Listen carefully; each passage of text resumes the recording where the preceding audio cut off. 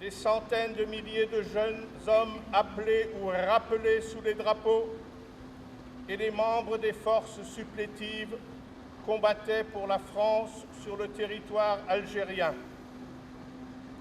De 1952 à 1962, en Algérie, au Maroc et en Tunisie, près de 2 millions d'hommes ont servi nos armes. 70 000 ont été blessés, plus de 25 000 sont tombés. Aujourd'hui, ils reposent dans la mémoire collective.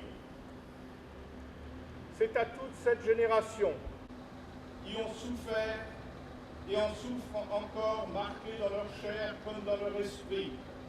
Elle sait à quel point les exactions commises à leur encontre au printemps et à l'été de 1960, les anciens harkis et de leurs familles qui ont subi de terribles représailles ou qui ont été contraints de quitter leur terre natale. Elle pense aussi à ces hommes et à ces femmes, civils et militaires, dont la trace a été perdue. Les armes se sont tues depuis 58 ans.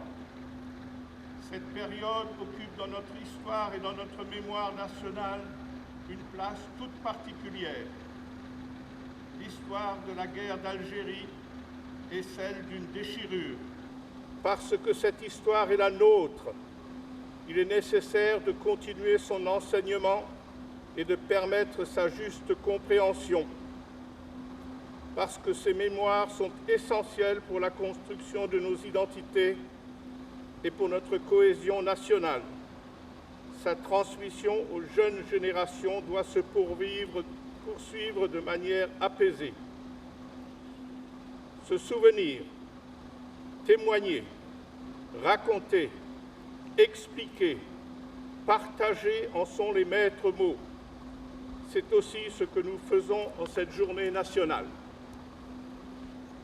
Fermez le banc.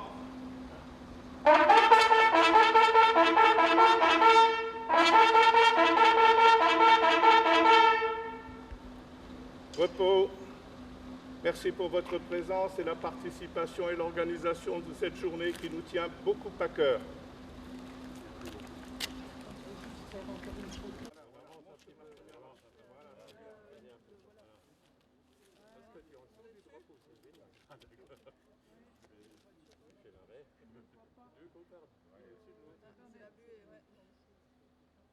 Avec les masques, on est beau, hein.